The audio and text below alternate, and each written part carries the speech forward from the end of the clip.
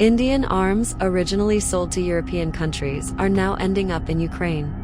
This has raised concerns in Moscow, as artillery shells meant for European buyers have been diverted to aid Ukraine's defense against Russia.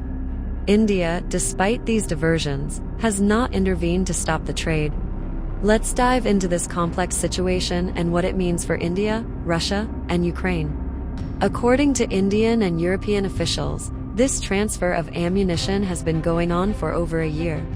While India's arms export regulations strictly prohibit the unauthorized resale of weapons, Europe has been funneling Indian artillery shells to Ukraine, including countries like Italy and the Czech Republic.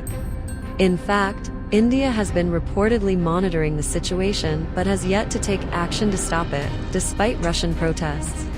Among the munitions being transferred are shells produced by Indian companies like Yantra India, Munitions India, and Kalyani Strategic Systems. The customs data shows a dramatic spike in arms exports from India to European countries, rising from just $2.8 million before the February 2022 invasion to a staggering $135.25 million by July 2024. These shipments include critical artillery shells, which European customers are then sending to Ukraine.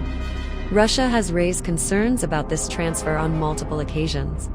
The Kremlin even brought it up in a July meeting between Russian Foreign Minister Lavrov and Indian officials, as reported by 3 separate sources.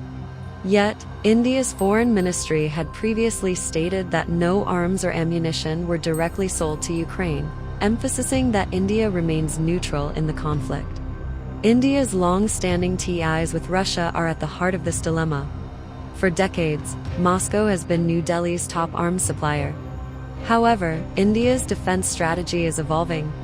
With rising tensions with China, India has been strengthening its defense partnerships with the US and other Western allies, which could explain why it's focusing on expanding its arms exports.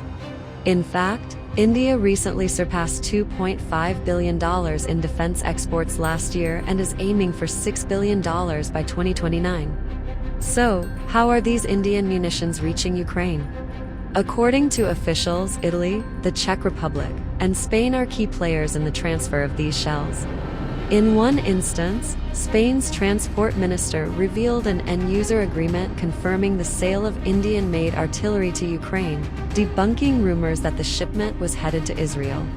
It's reported that over $9 million worth of 120mm and 125mm mortar shells were shipped from India to European arms dealers, eventually reaching Ukraine.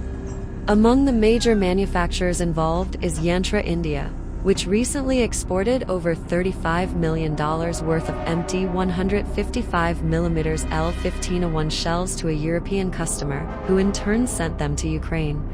These ammunition transfers are part of a larger effort by European countries to support Ukraine in its fight against Russia. However, Russia has raised alarm, accusing these transfers of fueling the war. India is seizing the opportunity to grow its arms export market, with defense officials noting that the war in Europe has created new demand for artillery shells and other weapons. But this has led to unintended consequences. European customers are re-exporting Indian arms to Ukraine, a scenario that could further complicate India's relationship with Russia. The United States, Ukraine's primary military backer, has not directly commented on these Indian arms transfers. However, experts suggest that India's increasing cooperation with the West, combined with its desire to build a robust arms export sector, might explain why New Delhi has been reluctant to stop the trade. India's neutral stance on the Ukraine war might be more nuanced than it appears. As the war in Ukraine continues, the transfer of Indian arms through Europe raises critical questions. Will India intervene to stop the flow of weapons to Ukraine?